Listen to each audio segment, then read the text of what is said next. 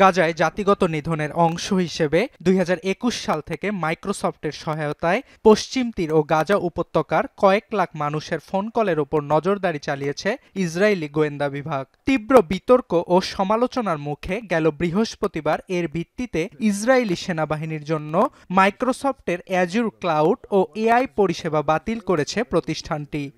An investigation by two news outlets suggested মূলত গুপ্তচর বৃত্তির কাজটি পরিচালনা করত ইসরায়েলের ইউনিট 8200 নামে একটি গোয়েন্দা ইউনিট, আর এতে সমর্থন দিয়ে আসছিল মাইক্রোসফটের কিছু কর্মকর্তা। তবে এটি বরাবরই অস্বীকার করে আসছিল প্রতিষ্ঠানটি।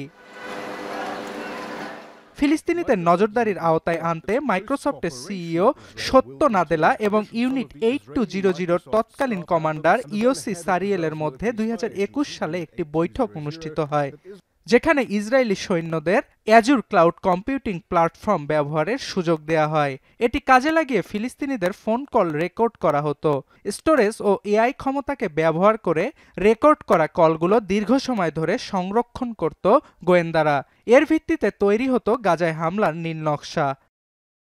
চলতি বছরে 2 দফায় ইসরায়েলি গোয়েন্দাদের নজরদারির তথ্য প্রকাশ করে যুক্তরাজ্য ভিত্তিক গণমাধ্যম গার্ডিয়ান। প্রথম দফার প্রতিবেদনে জানা যায়, নেদারল্যান্ডসে অবস্থিত মাইক্রোসফটের একটি ডেটা সেন্টারে প্রায় 8000 টেরাবাইট সমপরিমাণ কল রেকর্ডের ডেটা সংরক্ষণ করা হয়েছিল।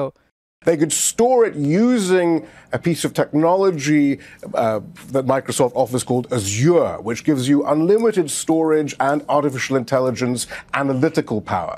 So basically, the Israeli military could use all of these phone calls stored, it was reported, at a data center in the Netherlands. এটি প্রকাশ পেলে ইসরায়েলি সেনাবাহিনীর সঙ্গে সম্পর্ক ছিন্ন করার দাবিতে বিক্ষোভে নামে মাইক্রোসফট কর্মীদের একটি অংশ। এর জেরে কয়েকজন কর্মীকে বরখাস্ত করে প্রতিষ্ঠানটি।